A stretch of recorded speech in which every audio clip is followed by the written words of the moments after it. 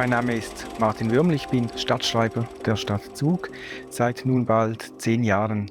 In dieser Funktion bin ich die Schnittstelle zwischen Verwaltung und Politik. Und das Spannende an meiner Funktion ist auch, dass ich mit Themen in Berührung komme, die in den Departementen keine richtige Heimat haben. Also Themen, die nicht einem Departement zugeordnet werden können. Und so ist auch das Thema Blockchain bei mir gelandet.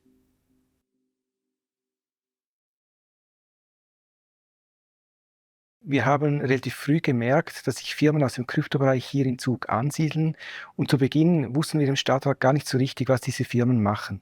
Wir haben uns dann im Jahr so 2015, 2016 entschieden, uns mit diesem Thema verstärkt auseinanderzusetzen, haben uns auch selber informiert über das Thema, und so sind wir auch in dieses Thema hineingewachsen.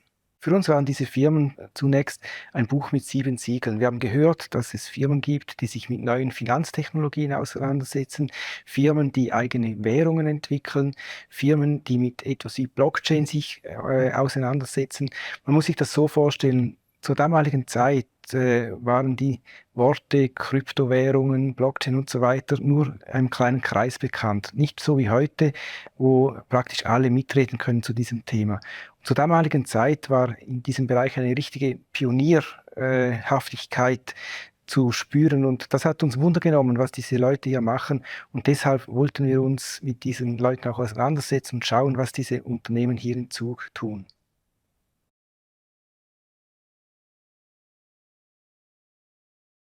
Wir haben uns zunächst einmal ein Bild darüber gemacht, was für Unternehmen überhaupt in Zug sind, und wir sind dann auf einzelne Personen gestoßen, zum Beispiel Niklas Nikolaisen, der von Anfang an hier auch in Zug tätig war, und er war einer der ersten, mit welchen wir dann auch den Austausch gesucht haben und uns dem Thema angenähert haben. Zu einem späteren Zeitpunkt haben wir auch Roundtables gemacht, zu denen wir verschiedene Vertreter von Unternehmen eingeladen haben und so mehr über diese Szene erfahren konnten.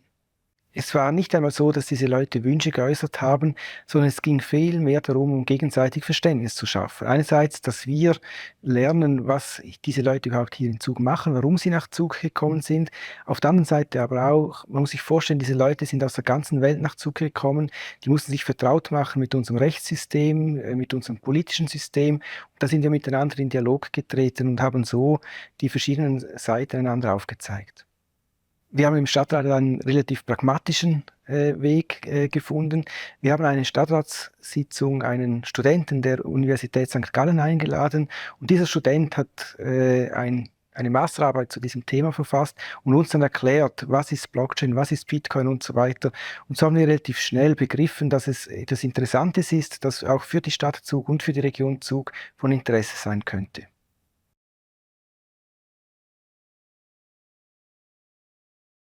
Man muss sich vorstellen, in der damaligen Zeit war das Thema Blockchain, Kryptowährung und so weiter noch nicht derart stark auf dem Radar wie heute. Nur selten las man in den Zeitungen von diesen Themen, und da war es natürlich etwas exotisch, dass ausgerechnet eine Stadtverwaltung sich diesem Thema annähert und eine Kryptowährung, Bitcoin als Zahlungsmittel akzeptiert. Wir haben das vor allem gemacht, weil wir als Verwaltung Erfahrung sammeln wollten. Wie können wir solche Kryptowährungen entgegennehmen? Was bedeutet das für uns? Dass es dann eine weltweite Medienwelle auslöste und wir von der ganzen Welt Medienanfragen bekamen, das hat uns dann schon sehr überrascht. Und ich glaube, wenn wir von Beginn an gewusst hätten, wie unser Entscheid von der Bedeutung her eingeordnet wird, da hätten wir vielleicht gar nicht den Mut gehabt, diesen Entscheid so spontan und schnell zu fällen. Und von dem her war es gut, dass wir ein bisschen blauäugig an dieses Thema herangegangen sind. In einer ersten Phase haben natürlich vor allem Leute diese Möglichkeit genutzt, die schon in der Szene tätig sind. Und für uns war auch immer wichtig, dass wir mit diesem Entscheid ein Zeichen setzen, dass wir diese Leute aus dieser Kryptoszene ernst nehmen, dass das Thema für uns ein wichtiges ist und dass wir versuchen, uns auch als Verwaltung diesem Thema anzunähern.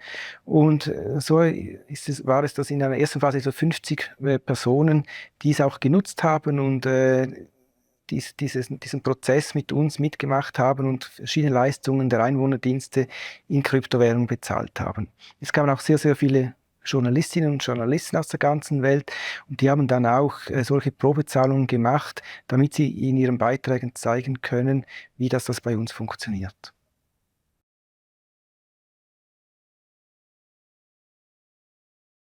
Es ist mir wichtig zu betonen, dieser Entscheid, dass wir eine Kryptowährung akzeptieren, das haben wir nicht gemacht, weil wir irgendwie Unternehmen nach Zug ansiedeln wollten, sondern wirklich einfach, weil wir mehr zeigen wollten, dass uns interessiert, was die Unternehmen, die hier in Zug tätig sind, machen, weil wir auch auf Augenhöhe mit diesen Unternehmen diskutieren wollten und verstehen wollten, was das sie machen. Aber es war nie die Absicht, dass wir irgendwie einen Marketing-Gag machen, um weitere Unternehmen nach Zug zu ziehen. Es hat sich aber ergeben, dass aus diesem Mikrokosmos von verschiedenen Unternehmen, die bereits hier waren und auch dieser Akzeptanz vom Thema hier in Zug, dass sich das Crypto Valley weiterentwickelt hat. Und darüber haben wir uns natürlich sehr gefreut, dass auch weitere Firmen, weitere Arbeitsplätze nach Zug gekommen sind. Es sind sehr viele spannende Firmen auch nach Zug gekommen. Und dass so das Crypto Valley wachsen konnte, war für uns natürlich ein positiver Effekt.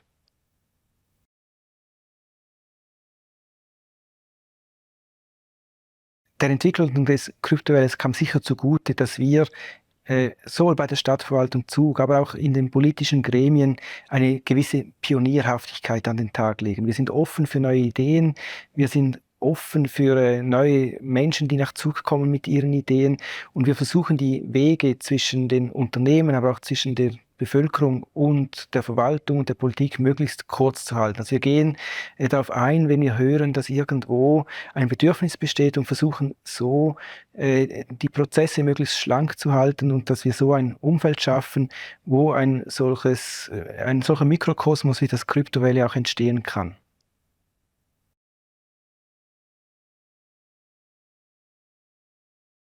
Ich habe relativ schnell gemerkt, dass Kryptowährungen ein mögliches Anwendungsfeld der Blockchain-Technologie ist. Vielleicht sogar nicht die gescheiteste Anwendungsmöglichkeit, aber die Technologie dahinter, die Blockchain-Technologie, die kann auch für Verwaltungen meiner Meinung nach eine sehr große Rolle spielen, weil die Blockchain-Technologie macht Intermediäre überflüssig, und in vielen Fällen ist eine Stadtverwaltung mit ihren Leistungen gar nichts anderes als ein Intermediär.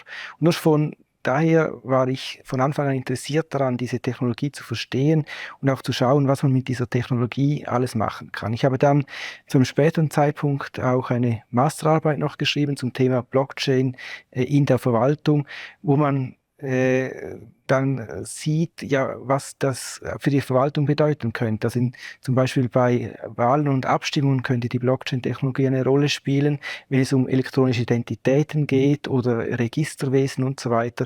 Also ich glaube, dass die Blockchain-Technologie gerade im Verwaltungsbereich auch künftig noch verschiedene Anwendungen zutage fördern wird.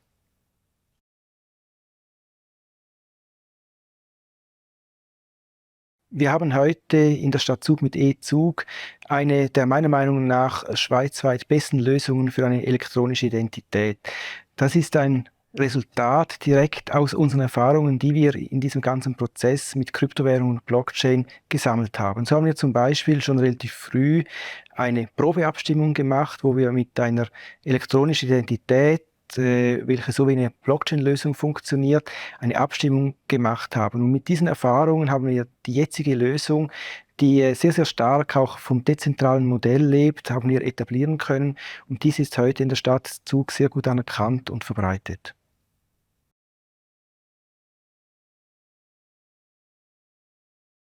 Ich glaube, die Erfahrungen, die wir gemacht haben, sind wirklich sehr, sehr positiv. Einerseits die Erfahrungen, die wir in der Verwaltung machen durften, andererseits aber auch die vielen Unternehmen und Arbeitsplätze, die sich hier in Zug angesiedelt haben und unsere Stadt auch bereichern. Selbstverständlich gibt es auch immer wieder negative Themen, wenn zum Beispiel eine Kryptowährung sich in Luft auflöst, wenn es irgendwelche Fragen, rechtliche Fragen im Zusammenhang mit Stiftungen gibt. Aber ich glaube, das ist der Preis, den man auch bezahlen muss, wenn man in einem Pionierbereich unterwegs ist. Es ist alles neu, man muss Erfahrungen sammeln, und da gibt es immer Dinge, die positiv sind und Dinge, die weniger positiv sind. Aber für mich persönlich überwiegen die positiven Dinge.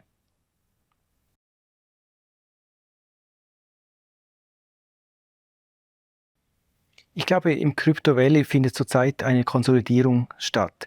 Es gibt Firmen, die sich über Jahre etabliert haben, die immer noch am Wachsen sind und sich auch einen Namen machen für ihren Geschäftsbereich. Es gibt auch immer noch das Pionierhafte, es gibt immer wieder neue Ideen, die entstehen, dass Startups entstehen.